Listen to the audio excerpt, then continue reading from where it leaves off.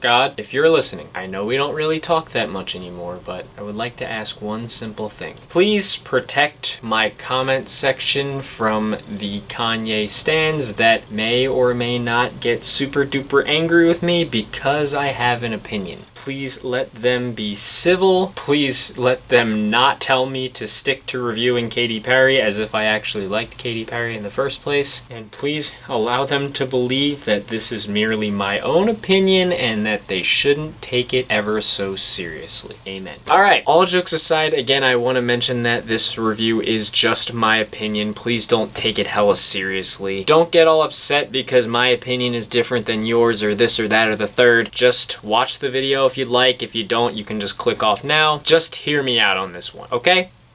Cool. Kanye West has finally released Jesus is King. It's about time because this album has been teased at and it's been talked about for a really, really long time now. I think I remember it was September of last year that the album Yandi was supposed to release, being hyped in a way as kind of a sequel to Yeezus. The album went through several delays to the point where it ended up being renamed Jesus is King, and it was inspired more by Kanye West's work with the Sunday service choir, and it was mostly because of that Kanye didn't really have as many pre-release media things this time around as he did before. Obviously, I could go into detail about Ye with all the Donald Trump stuff and the slavery sounds like a choice comments, but that's neither here nor there. Here, I think the most that we got out of him in terms of that was probably the Twitter blow-up that he had when talking about Drake, because Drake wanted that sample cleared for Care Package. Although recently he did have that interview where he mentioned that he told his collaborators that were working on this album not to have premarital sex. I don't know what it is, but that just makes me laugh really hard. But otherwise, outside of the delays, the rollout for this album was kind of muted. Bizarrely enough, I know it seems wild for me to call any Kanye rollout muted, but outside of the delays, there wasn't really all that much with this rollout, to be honest. Now, Kanye, of course, I don't need to introduce him. He's one of the most legendary hip-hop artists of all time, a multi-talented producer, singer, rapper, songwriter, entrepreneur, you name it. And of course, this isn't my first go-around reviewing a Kanye project. I did review Life of Pablo, Ye, and his collaboration with Kid Cudi, Kids See Ghosts, which you can check out those old reviews down at the links in the description. I had written them on my blog before coming here to YouTube. So even with all the delays, I was at the very least interested to see what was going to come of this thing. It was delayed 5 times after all, so what did we end up getting? An album that was 11 tracks and just 27 minutes. Really? I know that Ye was a short project, so I'm not surprised Kanye leaned on the shorter side here, but you mean to tell me that after all those delays and all this stuff he was talking about working on this album and reworking things, all we got out of it was 27 minutes? It seems strange. But what the big topic of conversation was not so much the length, but the fact that Kanye decided with this record, starting from here on out, he was only going to make gospel music. I am not the most religious person on the planet. I'm not really that religious at all, to be honest. But I do like to see artists break new ground and try new things, and I did like when Chance the Rapper tackled gospel rap on Coloring Book. So I was interested in this project, and I was excited to see what we would get out of it. Did it live up to the anticipation and hype given all the delays? No. I'm going to say it now. To me, it did not live up to expectations, and this album was just really bad. And I know what you're about to say right now. You're gonna say that I didn't like this album because I'm an atheist, yada yada yada, it's not made for me, blah blah blah. First of all, I'm agnostic, not atheist. Second, I like to believe that my problems with this album aren't exactly religious reasons. Or rather, they're not related to the religious themes. Rather, my problems with the record are mostly about the musicianship here. I've wasted enough time on this intro already, so let me talk about what I mean by that. The album doesn't start off too bad. The opener, Every Hour, featuring the Sunday Service Choir, is a song about God and how much you should praise him. Again, this is a gospel album, you should know what to expect. I can see how a lot of people would like this song, but personally, it's not for me. I feel like the keys on it are a little too busy, and even though the choir singing is beautiful, I feel like this is one of the songs on the record where your mileage with it depends on your commitment to Christianity. Because as a non-religious person, I'm not totally crazy about it, but I can see how religious listeners might enjoy it. But then after that, we do get into a few tracks that I quite liked, like Selah, which is based around the Hebrew term Selah, found 71 times in the book of Psalms, yet somehow having a kind of unknown meaning, either lift up or exalt or something like that. Kanye references the canceled record Yandi here and establishes basically that it's not happening. But right before that, he has a lyric where he says, "Pour the lean out slower, got us clean out of soda." You'd think if Kanye could cut premarital sex out of the lives of his collaborators, he'd cut lean out too. Either way, I do actually like how layered and interesting the production is on here. It mixes perfectly between being minimal and heavy. I love Kanye's super emphatic performance, and I love the chorus from the Sunday service choir. It's got this amazing build, and even if it just repetitively sings hallelujah, the very performances are just super exciting. And then the track Follow God makes references to Kanye's Father Stretch My Hands from Life of Pablo, and here Kanye talks about how he struggled to become as religious as he is today. I suppose that explains the lean sipping from the last song. Honestly, a song like this isn't exactly what I would have expected to hear on a gospel album, but I do really like it. The production is bouncy and Kanye's flow is just incredible on this song. He rides the beat so well, and if anything, I just wish it was a little longer. It feels like it cuts off so suddenly, and I wish there was a little more here, but it's still a pretty great track. Now, from this point forward, the album free falls. And I mentioned one of my big problems with Follow God, even though I really like that track, was that it cuts off so suddenly, and we're gonna be hearing that a lot throughout this review. Because the next song on here is Closed on Sunday. I swear to God, if he's making a fucking track about Chick-Fil-A, I swear if this is a fucking track about Chick-Fil-A. Son of a bitch, he actually talks about Chick-Fil-A on the song. Yeah, I know, everyone's already memeing out the Closed on Sunday, you my Chick-Fil-A, you're my number one with the lemonade lyric. And for some, I think that now could be the worst time to say something like that, given the controversy over Chick-fil-A donating to several anti-LGBTQ organizations for religious reasons. Keep in mind, of course, this is a religious album. But just forgetting about that, outside of the fact that Kanye sounds weirder singing it than it sounds if you just read it out loud on Twitter or something like that, I feel like my big problem is Kanye's vocals here. Like, the production is nice, it's minimal, I think it's really interesting, but I think that his voice just sounds so tiny and raspy on the song. And again, it ends so suddenly and so quickly, kind of also goofily with that scream of Chick-fil-A! And it just feels really rushed, so I'm not really that crazy about it. Then we have the track On God, where Pierre Bourne swoops in and produces this song that handles some pretty big themes. From Kanye's hopes and plans of abolishing the 13th Amendment, which if you don't know essentially ruled that slavery cannot exist except as a punishment for a convicted crime. He talks about the Grammys being out of touch, and he also explains that he charges a lot of money for his merch because he's got to pay heavy taxes from the IRS or something like that. Definitely stuff I expected to hear about on a gospel album. And honestly, it's a shame because the production is really compelling and super heavenly on this one, but then again, it evolves into something that I feel is a bit too busy, and Kanye doesn't make it much better when he comes in with this super repetitive, samey flow throughout the whole song. And again, I shouldn't need to repeat myself, but this also feels like it ends too soon. And when it does, it just kind of shrugs and says, okay, I've had enough. And then we have Everything We Need featuring Ant Clemens and Ty Dolla $ign, which seems to be the remains of the cut track The Storm that was supposed to appear on Yandi with XXXTentacion. His verse appears to have been cut because it was too violent and explicit, and also because labels need to stop trying to profit off him and let him rest in peace. Ant Clemens and Ty Dolla $ign really steal the show on this one. They come in and talk about self-discovery, and their vocals are beautiful. It's a shame because Kanye doesn't really have much of a presence. His flow doesn't stick out when he does come in. And do I have to mention the unfinished feel again? Like, why do these songs cut off so quickly? It's really unfulfilling. Even if some of the light production really works, I feel like Kanye doesn't stand out enough on his own song. Then Ant Clemens comes back and stays around to talk about purity with Kanye on the track Water. It's a soulful, kind of funky track with some interesting production, but again, my big problem is that there's not much to this song. It's just the same, not so sticky chorus, two less than stellar verses, again Kanye's is kind of repetitive in the worst way, and a repeating intro and outro that kind of just feels like Kanye bullshitting. Sorry to say a curse word in this supposed to be Christian video, but that's what it feels like. He just kind of mumbles through the song, and even though there are some nice vocal melodies, it feels like this song is just a skeleton. Like, I know Kanye did the unfinished feel thing with Life of Pablo and that worked pretty well, but here it just doesn't feel like it's intentionally unfinished. It feels like it's just not enough. Then we have the song God Is, which I was rather nervous about going into it because I heard Twitter talking about how terrible Kanye's singing was on it. But what was more shocking was that Kanye said, "Damn," on the song. "You said no bad words on this album, Mr. West. You are a liar." Okay, I'm just kidding. But anyway, the slow production is pretty interesting, and the sampling of James Cleveland's God Is pretty tasteful. I have to agree, I think Kanye's singing ruins the song for me. It's sad because there are a lot of melodies here that have the potential to be really catchy, and the flows are really solid. I just wish these vocals were delivered by someone other than Kanye. Like, it just sounds like he really needs to clear his throat, and it feels like he doesn't have the power to handle a song like this. Like, I know that there's the whole thing where sometimes when you're singing you get so emotional that you sound a little bit raspy and your voice cracks a little bit, but here in Kanye's case it sounds like he's in pain, really trying to stay on key but struggling to do so. Honestly, I couldn't believe his collaborators and fellow producers heard it back and actually thought it was worth putting on the album. Then there is Hands On featuring Fred Hammond, who talks with Kanye about the hands-on role that God plays for them. And for the first time in a few tracks we get a cheese bar, because Kanye says, "Told the devil when I see him on sight." So we got Chance the Rapper giving him a swirly, and then he's gonna catch the fade from Kanye. Religion really is violent, isn't it? I feel like Fred Hammond's refrain here is a bit oddly mixed, but again, I do like the minimal production. And while Kanye's performance fits well over the beat on this, I think there are just too many moments that feel repetitive, and it feels like his verse just goes on way too long. Fred's verse has some decent vocal moments as well, but again, it just feels so puny compared to Kanye's that it doesn't really stick out. We did get a little bit of a sign of life on the track Use This Gospel, which if you told me when Kanye first announced Yandhi that one of the tracks on the eventual album would be a gospel song featuring clips, especially given Push's tendency to mostly only talk about drugs and Drake, along with a saxophone solo from Kenny G, I'd probably throw another gut prediction and tell you he was going to delay it 5 times. At least then we'd both come out as winners. Either way, this seems to be formed from another early Yandhi track, Law of Attractions, that didn't feature clips at the time. And it's another minimal song that has some really great light production that I do enjoy. Kanye's vocals are actually pretty good, but I feel like Push's appearance is a little bit too loud and unfitting. Same kind of goes for No Malice, but that Kenny G saxophone solo, I gotta agree, was pretty fire. The song did feel like a return to an older sound, like something from My Beautiful Dark Twisted Fantasy, but it didn't totally click with me. I think this is one of the songs that has the most potential to grow on me on the album, but I just wasn't totally in love with it. But then we have Jesus is Lord, which I just have to ask, why is the outro to the album 50 seconds long? That's an interesting way to cut off. And with how little there is here, I can't help but wonder why it's even on the album. It actually sounds decent. Kanye's more understated vocals are good, and I could see this working if it was expanded to a full song, but it literally just comes and goes, and there's no real build or swell or big moment here. It just kind of literally stops. It's a kind of sad ending to a pretty sad and unfortunate album. So yeah, now that Jesus is King is finally here, did it end up living up to Kanye's legendary discography? No. In my opinion, no it didn't. The nice production is probably the biggest positive I can give it, because this album just feels like a loose collection of nondescript ideas that haven't really been fully fleshed out or worked on to their fullest potential. I think it's bizarre that an album that was delayed 5 times somehow ends up feeling pretty rushed, because this does feel pretty rushed. Kanye's performances are often repetitive and sometimes just straight up cringeworthy to me. The songs often feel like they're not completed, and oddly enough, despite the short length of the album, it feels kind of excruciating. Like, listening to this felt like the longest 27 minutes of my life. And here's the thing, I initially worried going into this that your mileage with it would depend on your commitment to Christianity, but honestly I feel like even some of the most adamantly Christian listeners might find it hard to love this thing, potentially. I think the only way I could really see it in any kind of positive way is if in 5 years someone's able to come back to this album and make a convincing argument that it was actually a deconstruction of gospel music. That's how much of a drag it is for me, that for an artist of Kanye's stature, the only way I feel like I'll be able to enjoy it is if I don't take it seriously. I know it's not a stain on Kanye's legacy or discography, I mean he's one of the most legendary creatives in the game, but to me this is definitely gonna go down as one of his weakest releases, if not his absolute weakest. After all that waiting and all those delays, I shouldn't be surprised that it was at least somewhat disappointing, but what was he doing for that long that only 11 half-baked tracks stretching only 27 minutes came out of it? But again, this is easily one of the worst albums I've heard all year, and I hate to say it, I don't want to be mean, I don't want to be a hater, because I'm sure someone's gonna call me a hater in the comments, but I just couldn't get behind this thing. My favorite tracks from here were Selah and Follow God, and then my least favorites were Closed on Sunday, On God, Water, God Is, and Jesus is Lord. Overall, I really don't want to give this album this rating. As hurt as some people are probably going to be in the comments, this is going to hurt me more than it's going to hurt you, but I'm going to say it. Kanye West's Jesus is King is going to get an awful rating from me. God, I really don't want to say that. I don't want to be sitting here editing the video, putting a big text right here that says awful, but that's unfortunately what I found the album to be. I know Kanye can do better than this, but right now I don't know what to say. Like, I always think it's not fun being a fan of music and saying you don't like an album, but it's even less fun when it's someone that you expected to put out a great album or someone that you thought had all the potential to do it. This one just didn't do it for me. But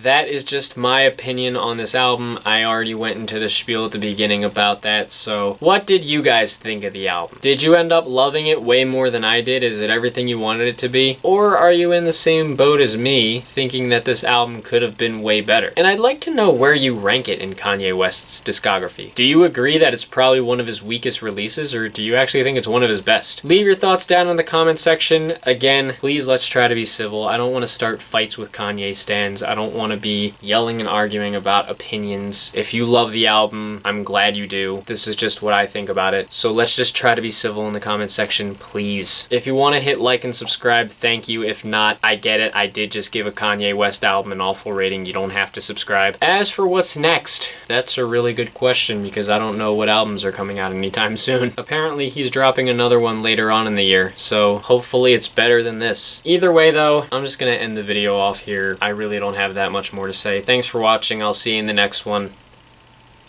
Peace.